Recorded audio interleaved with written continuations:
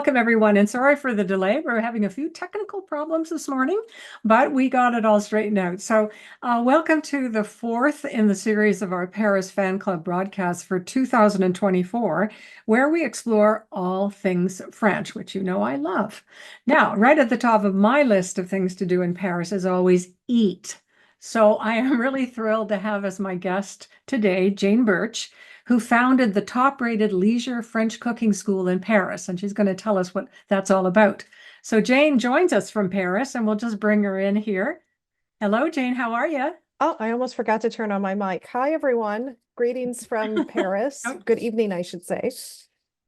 good evening, where you Yes, are. And are you at home, I actually? am. I am in my apartment. Okay. Is the cooking classes going on tonight, though, while you are talking They to us? certainly are. And I know for settings like this, you need a quiet space. And we are not a quiet space Yeah. at the school. There's always people coming and going and pots clanking and talking. So best to do it from my home.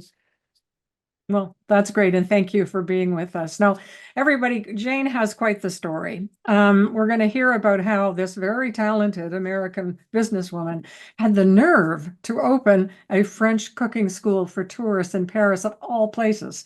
So imagine what naysayers must have said to her about a plan like that. Jane, though, is originally from Chicago, but she spent 25 years working in Europe, and 20 of those years she's been in Paris. Her career background is in business, and she first came to Paris to work for an American bank, but then decided to leave to embark on this incredible entrepreneurial journey with all its ups and downs. Now, her time at the bank is a story in itself that Jane writes about in her wonderful new memoir, which I have right here. I'm going to hold it up so you can see it. That lovely French cover. It's called The French Ingredient, and the subtitle is Making a Life in Paris One Lesson at a Time. So we're definitely going to talk about that a little bit too, and I'm going to give away a book at the end of the show. So don't leave us and stay with us until then. And before we really get going, though, we're going to say hello to Mark, who is producing this segment along with our team in Vancouver. And because of our technical problems this morning, Mark, we can't see you, Hi, Mark, I am but here, you're there, Diana. I right? am here All right, in spirit as as well. well. So you're looking more handsome than usual. Oh, well, there you go. No, just kidding. And how do you feel about French food? Do you like French food? Well, I am French, so, French food, Hmm. I'm sure is a delicacy. I like the Baron of beef and French fries and probably that Canadian Montreal thing of poutine, So Poutine. Yeah, I'm not as I'm not familiar with, sure. all of the fancy French dishes, but I'm sure it's delicious because I love food, so I love Well, food. that's I really love good. food. So you, before we let you do your job, would just explain to our audience what they need to know about this sort of interactive program. Most of them are with us most of the time and they know, but just for those people that are new to us Yeah, here today. absolutely. Basically, if you got any comments and things like that, please put them in the chat. Tell us where you're from. If you have any questions, we can facilitate them through the chat. And if we have time towards the end, we will actually be able to bring you in for some Q&A. And the Yes. key is to raise your digital hand. There's a little on the toolbar. They have reactions on there, and you can just raise that digital hand. It helps us find you a little easier. And just to know that we have kind of muted everybody's mic so we don't have that accidental mic turn on. So that's basically it in a nutshell, and enjoy the program. Great. Okay, we've already got somebody. I think that's Shardy, actually, at Staging Your Spaces. Yeah. Bonjour, Shardy. Comment ça va? Oh, oui. Okay, so let's just jump in with Jane now. So let's, Mark, would you put up the first slide? Because we're going to talk about the cooking school in general to start with. And the first thing that we really must say about it, if you can get that slide up for us, it's a map of where the school is. So we'll just wait for you for a second to get that. Can we see that, everybody? Okay. So this is unbelievable, guys, that Jane would find a spot which is right on the Seine, right, Jane? And Yes, it like is. facing both the Ile Saint-Louis and with the cathedral, Notre Dame Cathedral, right across from there. That's unbelievable. And also, would you also tell us to start off with how did you get the name La Cuisine Paris? Were you able to get that domain? So this is Um, all chance and circumstance, Diane, like most things in life. Should I talk a bit about the building? yeah, well, let's go to the next picture. You can see Okay. the red dot is where the cooking school is, but this is the outside of the cooking Yes, school. Yeah. yes. So this is actually our second location. We were in another location prior to this one for the first 9 months of the business. And you won't be surprised to know that in the life of any new business, your first year, the only people that visit you are probably your family and friends that take pity on you because you're trying to establish yourself. So not only was that, but we were not in the best location for our type of activity. And this location that you see here came on the market. And it was a big gamble to take control of this. It was a nightclub in its past life. So that's fun. Yep. So a bit of fun. Was it the first gay It nightclub was in the first, Paris? apparently one of the first most popular gay nightclubs in the, I think the early 80s, late 70s, early 80s. So lots of men in the fashion industry have come through these doors. So I like to think it's got very good festive spirit. Ah, beautiful. Let's go inside that to the next slide, which is now it must have been a big renovation job, was it? It was a tremendous renovation job. All of you who have done kitchen renovation, you can imagine what that's like, especially putting that in a space that was not meant to be for kitchens and then to do 3 of them. And again, this was our second location in the span of 2 years. So we did more kitchens than we had intended to. And how big, like what other rooms do you have? Is this the main kitchen and then also the dining room where people would eat Sure. their So meal what you see here, the afterwards? photo that is to the left is the kitchen it's a 3-floor facility, like most Parisian buildings, Ah, narrow and up and down. So the photo on the left is the main kitchen. And if you see all the way to the very back, that is a dining room which overlooks the Seine. And that kitchen we tend to use for cuisine classes. The other 2 kitchens are in what we call the sous-sol or the cave. Purposefully, when you're dealing with butters and creams and French pastries, you need to keep a very harmonious temperature. And caves are very efficient for doing that, hence where we tend to store wine as well. well, let's talk about what's cooking then. Let's go to the next slide. So you teach all sorts of different courses? Yes. Can you give us just kind of a little bit of a sample? Look at the butter, guys. Oh my Yeah, there's goodness. definitely butter Oh yeah, involved. yeah, is right. There's definitely butter involved in Wow. French cuisine, and we do, only the French classics. And when we say we, be very clear, I am not a chef, nor do I intend to be. We're getting to that. Yeah. So we do all your French pastry classes, eclairs, macaron. And I always say macaron, not Macron. Macron is president, Not Macron, not well, after the macaroon. president. Macaroons are with coconut. It's Right. macaron and croissants and sauces and baguettes and trips to the market where you come back and cook the meal. So we try to do a little bit for everyone, hopefully covering all Let's go to the interests. next slide because it shows the cross section of all of that. Is that butter all for the croissant, I would think, right? That's So got it to be looks like the croissant. top photo, that is probably for a dough. That is not going to be a croissant. Oh, That's probably going to turn really? into a Like pâte all that butter. brisée. Wow. Let's go to the next slide, Mark, and we'll just see this is sort of a sampling of all the different things. So can you take a course like in cooking sauces, like at the top Absolutely, left-hand corner? absolutely. Again, Really? that falls in Okay. our savory category. We're very heavy pastry. Just also that's what the market demands. People love French pastries, but we still have our classics, like again, the visit to the market and a French sauce class. So those that want to get Oh saucy man, in Paris, we try to have something for them too. we're going to talk more about that. So let's go to the next slide where you preempted this, where you say you didn't come to this as a chef, maybe a cook, right? Do you cook at Well, all? we all cook, don't we? Yeah. We have to feed ourselves. I'm not a very refined cook. You please excuse me. My cat has now decided that he does not want me to have a conference call. Isn't that how Yeah. that happens? Well, let's look at your credentials too. So you have a bachelor's in Yes. English, then Then Jane has a master's in labor and industrial relations and an executive master's in coaching and consulting for Yes. change, none of which would lead us to believe that you would end up opening up a cooking school. So briefly, you really talk about this in your book, Yes, I do. and it's really a fascinating story. But how, you had a good cushy job at the Mhm. bank, and that's, say, a story in itself. And most French people would never leave a job like that to do something crazy. So is this your Americanism coming out or North Americanisms coming out to say you wanted to follow a dream, or what was it about? Well, I think this is something we all have in us.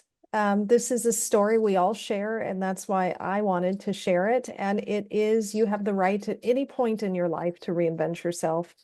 And Yep. for me, it felt right to do that back in 2009. I won't give away spoilers, but there were also catalysts. There always is a catalyst that sometimes gives you courage to make change. Mine was not a positive one. But it led to this journey I've been on for 15 years now. So I'm grateful for it. And what was it about a cooking school that you thought was really you? That I'm going to have to ask the universe, Diana. Again, sometimes the universe drops these little things in front of us as ideas, and we decide Yeah. whether or not, sometimes they feel crazy. And it's up to us to decide whether or not we want to pursue them. And the idea of La Cuisine, and I say this sincerely, came up at a New Year's Eve dinner with friends when we were dreaming about what we want to be when we grow up. And I hope I still ask myself that at 80 years old. Why not? And Exactly. then from there, the idea just kind of pestered me, and I started to see it through until it became something a bit more concrete than an idea. What I think is interesting about your story is originally you, at the first location too, which was in Mhm. a residential area, um, you really, were catering to French customers or French clients. So what was that like? Did they like to cook different things? Absolutely. So, in my very limited experience, most French people want to explore something exotic. Like for me, French cuisine was exotic because it's not what I grew up with. So likewise for them, having Thai food and Italian food, and now the trends in Paris are not maybe not what you would expect, but it's certainly not classic French cuisine. That's kind of what grandma did. So it was a very different offering. But then you ultimately decided, do you still have that market as well? Or did you just ultimately decided that tourists from around the world were a better fix for you or a better Um, fit? so this was like business lesson number one. The only business that fails is the one that doesn't do what clients want it to do. And we started to see that there was more of a demand for English speakers that wanted to explore French cuisine and not have two challenges, one learning the language and the food. So we thought, well, Mhm. let's focus there. And then that became more popular than the original offer. We do still get French companies, absolutely.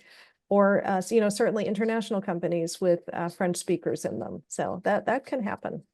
But anybody can sign up for the school or a class, right? Anyone is welcome, anyone and Yeah. everyone. Yeah. And you have online classes too, which we should let our people know. We do video classes. Those were a result of COVID. Again, sometimes things that are very Right. painful, Hard to do. encourage you to try something new. So they're still there. Okay, so we're going to put you guys to work here, doing a little quiz. So I want you to be I able to want to get see near what, computers of your keyboards and stuff. And before we do this quiz, it's sort of a quiz about Jane. Actually, yeah, we can keep that up for a minute, Mark. But just before we do that, I want to ask all of you who are listening, just if you wanted to learn how to cook something French, not necessarily these three things, um, what would you want to learn how to cook? So I want you to put that in the chat for I'm us. excited. They Let's see. thought, yeah, like you want to learn how to cook. This might be helpful for Jane anyway. She come Yeah, up well, with a new market course on research. I'm something. getting free guinea pigs. Yeah. So do that with it. Let's just see. Croissant, interesting. Croissants. See, okay. Yeah. Anybody else? Just keep it coming in. Cocoa Now, I haven't bun. asked you the quiz yet. I'm asking what bouillabaisse. Actually, Bouillabaisse. Shirley White, me too. If I was ever gonna, because I cook a lot of different French dishes, but bouillabaisse completely eludes me. It seems too complicated. Madeline's, oh yes, I would like to learn how to cook those. Judy says, something fairly simple I could do at home. I am not a sophisticated cook either. Hence where Julia's child started her cookbook, right? All right, so let's go. You can keep adding those, ladies, if you want to, but let's ask about Jane's quiz here. So what is the #1 most popular cooking class for tourists at La Cuisine Paris? What do you guys think? Put down A, B, or C, or you can just add more about what you'd like to cook. A, B, or C. What do you think? Give you a wait here. Let's do it. C, French market tour, somebody said. Yeah, a couple of people. B, croissant. All right, looks like, okay. All right, so what's the right answer, Jane? So the right answer is croissant. Okay, and tell us why. So that is it. I don't exactly know the reason, Diana, because it's also one of the things people are less likely to make when they get home. I will say that there's seasonal popularity, like the French market in the summer class is maybe will edge slightly above the croissant, but through the course of the year, the croissant is definitely king when it comes to people wanting to learn. And it's just iconic. So that's the only answer I have. And is it hard to make a French croissant? Oh, it looks to me like with all that butter and everything, it would be really tough. It's laborious, and you know, when you're making a croissant, it's 6 hours minimum. We don't, Wow. and a lot of that is rising time where you sit and wait. And we try to cut that out and focus on the skills and the techniques when you're working with laminated pastry. And laminated pastry is just you're folding butter and flour, or sorry, butter into a dough. Okay, yeah, I'd like to learn that. All right. All right, let's go to the next question. Mark. Okay, so which market, I don't expect you to know all of these, or any of them maybe, but what market does La Cuisine Paris tour visit? Whoop, don't put the answer. Oh, there you go. Okay, I'm sorry, you were putting it up. Okay. There we go. Okay, so everybody just put A, B, or C here as we talk about it. Do you want to just talk about the markets a little bit here? Yeah, absolutely. So in Paris, this could be a trick question, I should tell you that. In Okay. Paris, there are over 90 markets to operate during the course of a week. 90. 90. And Okay. they move around to different neighborhoods. They are never on a Monday. So you'll Right. find actually it's hard to find restaurants open on Monday because there's no open market for them to collect their food. Okay. And they move around to, you know, the different neighborhoods. Most of them are in the morning. We do have, I think, a handful of afternoon markets. I want to say maybe 2 or 3. Those are fun to visit. They're usually from 2 to 5 p.m. But it's really the morning markets that are kind of, they reign supreme in Paris. And do people generally go to the same market all the time if they live close by, or do people generally, French like to visit all the different markets? I'd say they pretty much do their neighborhood market, and you get a sense of that when you visit them. Even Bastille, which is one of our largest, you know, it's got a big catchment area for neighborhoods. People go to the vendors they're used to. You know, the vendors on the market have grown up there. Their clients have grown up there. So you'll see that they kind of keeps close to home. Let's go to the next slide because then we can reveal what the right answer is, just so that you know where they're located, that kind of thing. One's on the right bank, the other 2 at the bottom are on the left bank. So which one is the right answer? And you said it was a trick question. That is a trick question. What's the answer? So the answer is all 3. Oh, And wow. Okay. the reason being, of course, because they're operating on different days. We have Marché Maubert, which is a lovely neighborhood market. That one operates Tuesday, Thursday, Saturday. We have Monge, which operates Wednesday, Friday. So that covers us for the times that we do the market. With the exception, which most of you probably know, the holiday period in France is pretty significant, especially in Paris. So in August, a lot of people leave the city, as do the markets. So in August, we tend to go to Bastille. Good. Okay. And then Kathy Wozniak actually said all of them, so she got the right answer. Good. Let's Great, go to the Kathy. next one because that's a nice lead into what you just talked about. We'll go to the next slide. Okay. What is the most popular holiday cooking class, or for what particular event? What do people think? I didn't get this one at first when I was doing it with Jane. I picked another one, but let's see what you all think. B, which is Christmas. Two people say Christmas. Anybody else? C, Bastille Day. That's the one I Oh. picked. Yeah. Well, so what is the right answer here? So far, it has been Thanksgiving. Really? Yes. Yeah. Now, obviously I do a United States Thanksgiving. I know in Canada there are different things. It's in Yeah, October, ours I is believe. earlier, actually. It's in a couple of weeks. Yeah. But having a Thanksgiving meal for some reason has just really increased in popularity, again, because it's novel. So we will get lots of travelers around that time. A lot of non-North Americans, but people who want to have Thanksgiving. And yes, because it's a American-owned cooking school, we have Thanksgiving and people love to come to it. Okay, so let's just break this apart a little bit. So you have tourists coming to Paris around Thanksgiving, Mhm. right? Wanting to cook a Thanksgiving meal in a French cooking restaurant. I mean, cooking school. Yeah, you know Is that what? what It's we're not, talking about? it's not a classic, obviously it's not a classic one for one Thanksgiving meal. Okay. We are using French products. But it's more the spirit of the experience. So is there turkey? There is not. That doesn't mean you can't get a turkey. When I first moved, Right. getting turkeys was very hard. Now it's not. You will So find what that would even the French meal, people. I'm sorry. what would you make? What would you make for the Thanksgiving cooking class? Um, we tend to like a coquelet, which is kind of the size of a Cornish hen, but it's a male. Right. That's a nice little, little personal size bird to work with. Hmm. Yeah. And other things like oysters and stuff. I know they have that for No, Christmas. not No? we try to we have a preference for things that are actually hands-on technique, and oysters, the hands-on part is a bit dangerous for most of our Mm. people unless they're used to shucking oysters. But we'll have a variety of sides, again, using pâté-marron, which is a squash that you see this time of year, using Yes. choux de Bruxelles, which are Brussels sprouts. So, Brussels we're very sprouts. much using Oh, the neat. products available. And somebody did ask, and I was going to address this. Lois asked, and when is Thanksgiving in France? There is no Thanksgiving in France. There It's is no the Thanksgiving. holiday is Toussaint, really, Yes, is they have kind of a Toussaint holiday, right? yes, yes. Which is around the same time. I Well, think it is around the same time, but Thanksgiving it's around the same floats. time. Yeah, So, yeah. You usually get a week off. That's what I remember.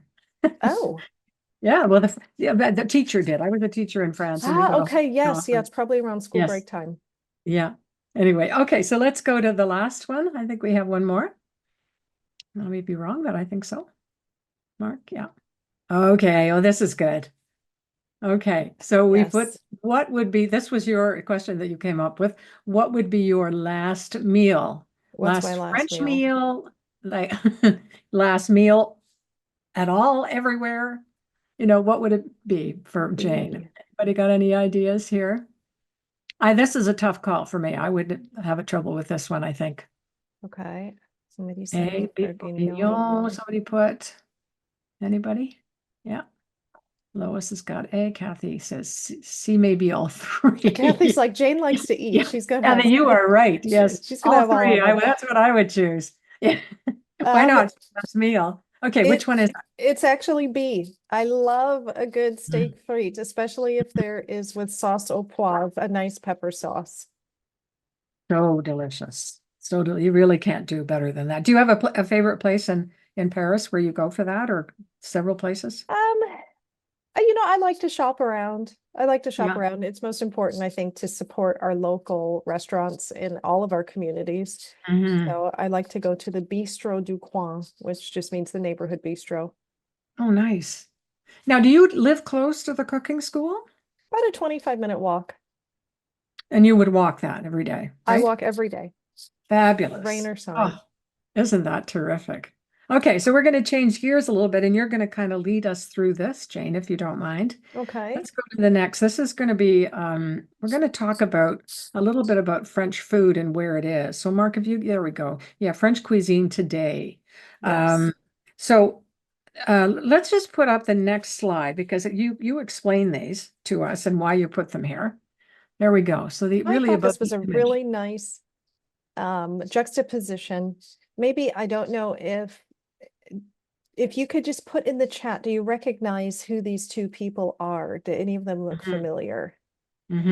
Does anybody I'd love recognize? to know. Does anybody You can recognize say these yes or two no. characters? And if you don't say no, I'm putting in no. There we go. No, Diane says no. Afraid not. Okay, excellent. So I think this is such a great way to explain how French cuisine has changed. The gentleman on the left was a bastion of French cuisine called Paul Bocuse. You may have Oh, heard that Bocuse. name. Okay. And he is one of the institutions of French cuisine. The gentleman on the right is another institution of French cuisine, but now current and more on the pastry side. This is Yann Couvrier, who's one of the most popular pastry chefs. And the reason I thought it was fun to put these two together, for obvious reasons, they're very, very different characters, still both very important in French cuisine, but also to highlight that French pastries have really hit the scene as the preeminent item. Years ago, people probably didn't focus as much on pastries as they did cuisine. And now pastries are really, we think of pastries when we think of Paris, but it's probably something that was in the past 20, 25 years that I think has Really? Oh, okay. really made it a Yeah. bit more front and center. Interesting, because I've assumed that it's always been such a big part of French cuisine, but to come to think of it, it's an art form now. It is. And you know what? I think, Diana, it's always been there. I mean, choux pastry is one of the techniques that you'll probably find.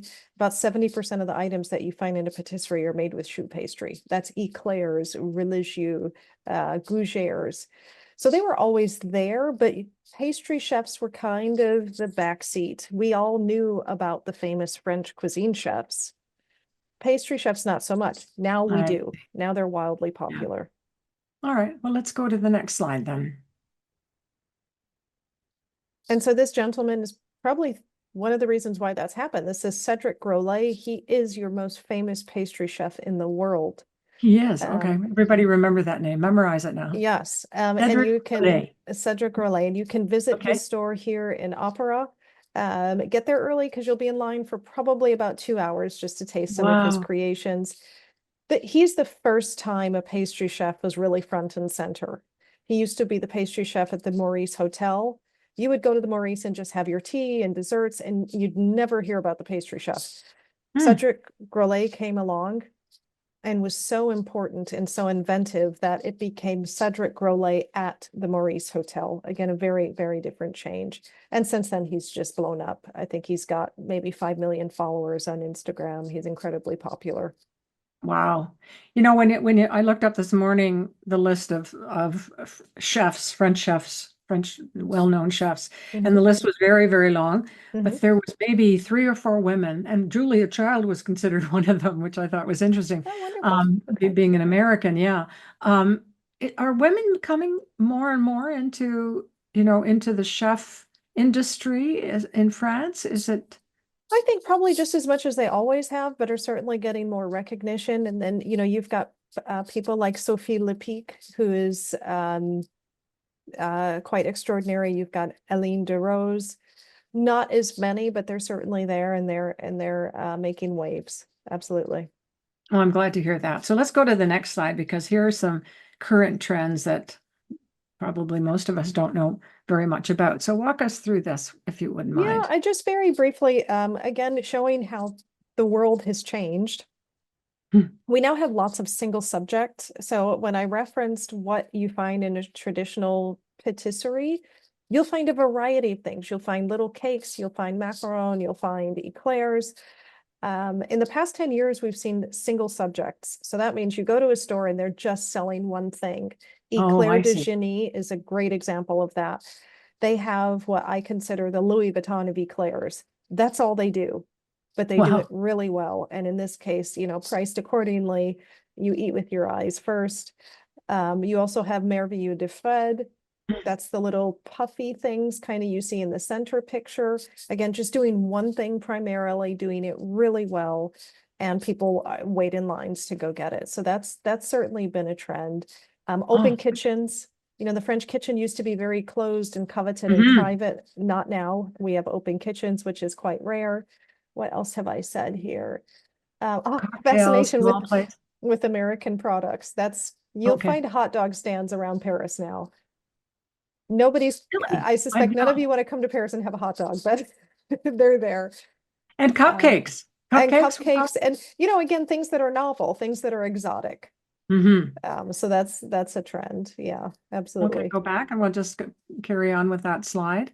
Yeah, so dining as a concept, and nope, back to Mark, back to the other one. There we go. Dining as a concept and pastry as a fashion. Yes. Okay, so Again, tell us this is about the that. world according to Jane. These are my humble opinions on how Oh I no, that's what see we want the world according to Jane. how I see the French food world. Yeah. But no matter what, it's always hard to see, is something a fad or is it a trend? And how long will it endure?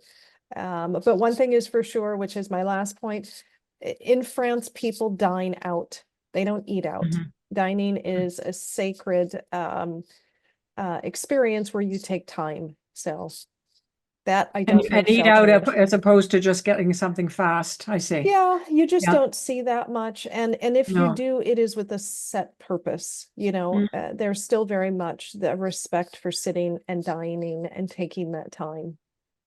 So we've got a couple of questions here. First Okay. of all, what meat is used in French hot dogs? Is it different than, I don't even know what meat we use. We use Ooh, beef, right? um, I suspect you'll have both pork and beef. Or pork and I've beef, seen right? both. Yeah. And then Tamara. Oh, hi, Tamara. Hi, Tamara. She Oh, I said, know Tamara. do you, Tamara? Yeah. Yes. She's lovely. Please repeat the name of the pastry shop you just mentioned with only does eclairs. Okay, that is Eclair de Genie. I'm going to see if I can put it in the chat. I think I can do it Oh, you for got you. it? Okay. Yeah, this is not necessarily, should be, Eclair de Genie. There you go. Yes, yeah, perfect. Claire's de Genie. Thank you. That was a good question, actually, to ask us. Okay. All right. So let's just go to the next slide. Let's talk a little bit about the book too. Okay. Okay. Because the book is not a how-to book. I figure we were talking about that, you and I. That'll be your next book, right? Yes. Maybe we'll see. But I Yes. mean, once you read her book, folks, you're going to want her to have a second book. So Mark, can you go to the next slide for me, please, that you had there before? Okay, so here's the book. Now tell me, did somebody talk you into writing a book? Was it your idea? Was it a publisher? It's Ballantine Publishing in New York, which is a wonderful publisher. Did they come after you? How did this happen? So back to my in my ripe old age, I believe more and more in the universe and things happening as they're meant to. So this project of a book came up during COVID. Obviously, I had a little time on my hands. And to make a long story short, this is not the book I had intended. The book I had intended to write, people who I know who are very generous with me told me that the only people that will read that book is your mother, and again, a friend that feels bad for you. I I wanted know, to I write got that. a Yeah, very technical book about doing yeah, business in France. right. Anyhow, I recognized where I needed help, which was, I don't know how to write a book proposal. I don't know how to write a book. So I started asking my writer friends, do they have a writing coach to help me? Because I would think that I wrote something very elegant and I go back and read it and it sounded like I did not have more than a secondary education. It was awful. I'm sure that's not true, but okay. Oh, we're pretty close. So lo and behold, I found a writing coach and I started talking to her about the book that I wanted to write. And after a few exchanges, she said, well, what is the business, for heaven's sakes? And I told her, and she said, oh my God, I've been there 3 times. Really? So she knew very much the story of what I was trying to share. Wow. And that's kind of how that happened. And what kind of experience was that for you to do that? Like, how did it feel to write a memoir? It's very hard because you never know what you want to share. And Yeah. I kept coming back to, what is my purpose of doing this? La Cuisine is 15 years old. And I think if you look back past Wow. January, you probably would not have known who Jane is, very purposefully, because I wanted La Cuisine to be the kitchen of everybody that came into it, not my kitchen. Yeah. So, but there came a point where I felt that I needed to share a story of possibility, of changing your future, of falling down and getting up, and things are not perfect, but you just keep putting one foot forward. It happens in Paris, so of course there's a wonderful Paris setting, and it happens in a Mhm. little cooking school, but Mhm. that was why I wrote the book. So And you talk about a lot of the hurdles because mhm. people listening, Jane went through a lot of different things that happened, including COVID, of course. But you went through some other things that were quite difficult too. Can you just tell us maybe one of those stories? Oh, sure. My goodness. Maybe the first one of what happened with the neighbors. I love that, the nuisance. Ah, Remember that? Yes. yes, I'm like, which one can I pick? Because we've got tons of Yeah, them, yeah, you and tell more to which come, whatever I'm one you sure. want. So, all of you, I'm sure, have visited Paris, even just from your armchairs, and you know that Paris is a very tiny city, and there's a conflict, an innate conflict in this city because of the sides. There's commercial buildings on the bottoms, and there's residential on the top. So you always have a conflict of what those two people want. Commercial businesses want lots of activity, and customers, residents, of course, want calm, and they don't want anyone. Yeah, right. So if you're a business, you risk, it is a legal term, being a nuisance, a Yeah, nuisance. a nuisance. You Yeah. are officially classified as a nuisance. And in what kind of nuisance are you? You can be a noise nuisance, a nuisance sonore. You can be an odor nuisance. We fell in the odor nuisance category because we were working with food, as do restaurants. The trick was, though, that we did not have the right lease to do our activity. So we Mhm. ultimately ended up having You to had to leave. leave. Yes. Yeah, and that's a big deal. I mean, when you think about the investment, that was a question I was going to ask you. Where did you get the investment to be able to go and come to this new location and renovate like crazy? Sure. Where does that come from? I had saved money. I had saved money, Diana, and then you Wow, do Jane, things that's one thing at a incredible. time. We did two Yeah. kitchens and then waited until I had enough money to do the third kitchen. Wow. So, Bravo. I, a 15-year-old business nowadays means that we did things without social media. I was just talking to a young Instagrammer, and his eyes came out of his head when he realized there was no Instagram when I started my business, and he couldn't understand how we got clients. I don't know Yeah, either. I remember those days. Yeah. Did the old-fashioned way, I guess. Yeah. Well, and just this question before we give away a book. Um, Now you're American Mhm. still, right? Do you have French citizenship? I do not. Okay. I Okay. have a 10-year carte de séjour. Right, which is hard enough to get, yes. Yes, yes. So is Paris home? And will it always be home? So, I just had this discussion today with people, Diana. My mother is still in Chicago. And if you were to walk in the lobby and catch me off guard, you'd say, "Where's home?" And I would say Chicago. So I guess as long as my mother is still here and healthy, I'll consider that my home. Even though it's quite right, I've lived outside of the US for half of my life now. Yeah, yeah. Um, so yeah, I guess a lot of that depends on where my mother is. Okay, that's interesting. But Yeah. again, very Parisian now, I think. After reading your book, I thought you got more Parisian as the book went on, and you've learned so much about the city and the people and France and everything. What an incredible story. Incredible Well, story. thank you. Thank Yeah. you. So let's go to the next slide. We're just going to put up her information and we're going to talk about, yeah, okay, because it's pretty easy to find her. Number one is La Cuisine Paris anything, and you'll get either Instagram, Facebook, website. She has a lovely newsletter called Chouchou. What is Le Chouchou? It's an endearing term for something sweet, Exactly. like you Yeah. would call your, I don't know. And your sweetheart, maybe. Yeah, It yeah, might be, your sweetheart. You would call them a yeah, shoo-shoo. yeah. Lots of dogs named Chouchou as well in Yes, France, yes. right? Yeah. Okay, so I want to give away a book. So here's how we're going to do it. Um, I want Jane, pick a letter from your name, first and last name, a Okay. consonant, not a vowel. Okay. A consonant. So I'm going to All right. pick one. Yeah. Pick a hard one. Let me take H. Okay, H. So everybody who's on the line right now that has an H in their name, write the word yes in the chat. Okay. While we're doing that, you're going to write another book? I keep asking you that, right? I'm going to, while we wait. you're going to work on it, right? I'm encouraging you because I think, but you'll know that you'll know the right time. I think I'm trying to think about the book could be about so many things that you're doing, right? It doesn't have to be a memoir.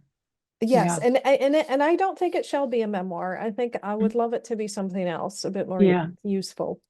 We'll keep talking about that. I'm excited for you. Okay, so we look like we have how many people? Three, Oh, four God, got a people? lot. Okay. Okay, a lot of people with an H.